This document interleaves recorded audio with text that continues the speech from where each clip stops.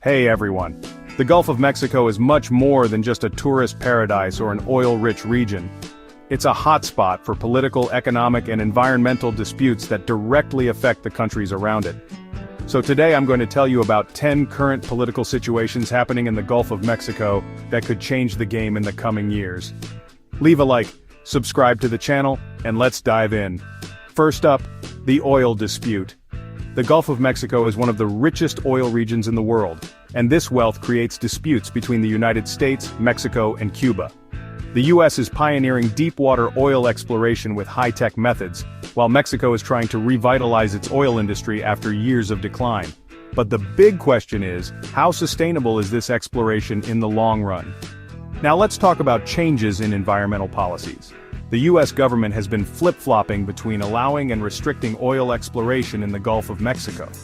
President Joe Biden initially promised to reduce exploration to protect the environment, but economic pressures have led to new drilling permits. So what weighs more here, the economy or the ecology? Next, the migration crisis by sea. The coast of the Gulf of Mexico, especially the route between Cuba and the United States, has become a perilous path for migrants fleeing economic and political crises. Despite increased U.S. Coast Guard surveillance, crossings continue, putting thousands of lives at risk. On to increases in drug trafficking. The Gulf is one of the main drug trafficking routes between Mexico, and the U.S. cartels are using ultra-fast boats and even makeshift submarines to smuggle tons of drugs. Despite heavy government monitoring, the trafficking game remains strong in the region. We also have the conflict over illegal fishing. Fishing in the Gulf of Mexico is another source of political tension.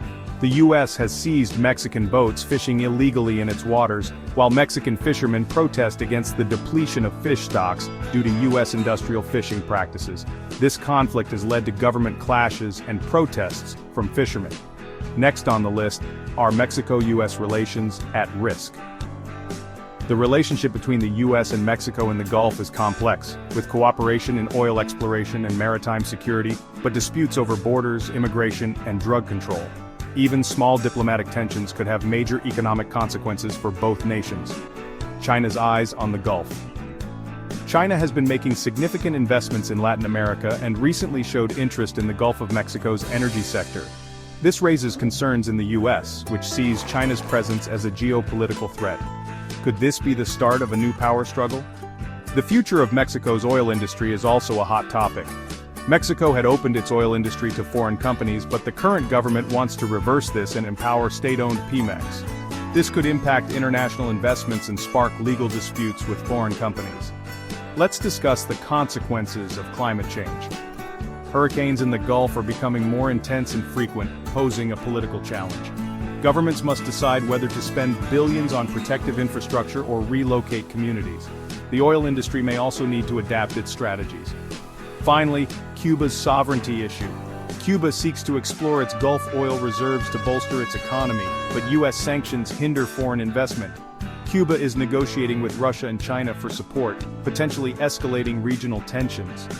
So which of these political situations surprised you the most? Do you think conflicts in the Gulf of Mexico could escalate further in the coming years? Comment below. And if you liked the video, you know what to do. Leave a like, subscribe, and turn on notifications so you don't miss anything. Thanks, and see you next time.